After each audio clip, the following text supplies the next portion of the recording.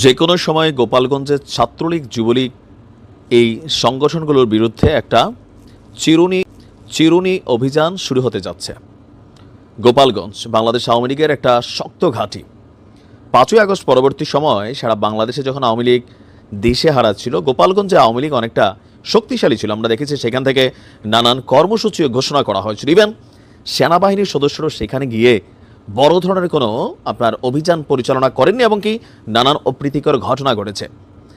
আজকের দিন পর্যন্ত গোপালগঞ্জে আওয়ামী লীগ কতটা শক্তিশালী এটা আমরা দেখতে পাচ্ছি।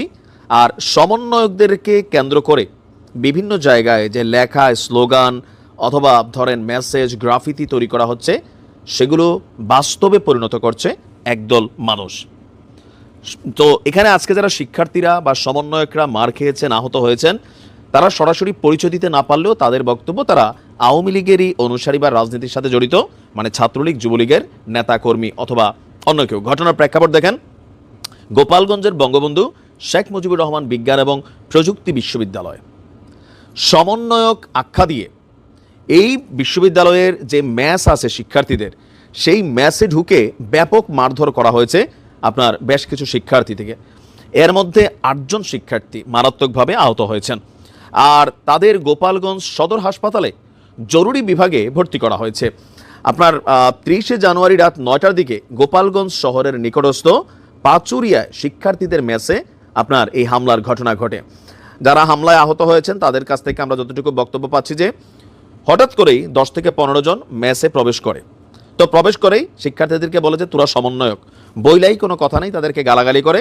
এক পর্যায়ে তারা প্রতিবাদ করলে তাদেরকে লোহার পাইপ দিয়ে বেধড়ক পিটাপিটি করে আর নানান জায়গায় তাদেরকে আঘাত করা হয়। এক পর্যায়ে সন্ত্রাসীরা তাদেরকে বলেন, তোরা সমন্বয়ক, তোরা আন্দোলন করছিস, তোদের কোনো রক্ষা নাই। তো শিক্ষার্থীদের উপর এই হামলার ঘটনায় ক্ষোভ প্রকাশ করেছে শিক্ষার্থীরা এবং গোপালগঞ্জে বারবার শিক্ষার্থীদের উপর বিভিন্নভাবে হামলা করা হচ্ছে। অনতিবিলম্বে এই সকল হামলার বিচার চাচ্ছে ছাত্ররা, আর যারা এই ঘটনার সাথে জড়িত তাদেরকে গ্রেপ্তারের দাবি উঠেছে।